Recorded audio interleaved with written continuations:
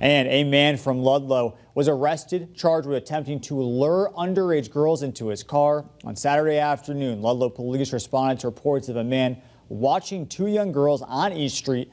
When officers arrived there, they say they found 35-year-old Michael Wilson blocking traffic with his car. According to police, two young girls noticed Wilson watching them as they were shopping at a Walgreens on East Street.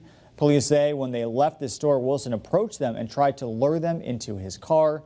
The girls left to find their parents, who then called the police. Wilson was arraigned on enticement of a child under 16 and disorderly conduct charges at Palmer District Court yesterday.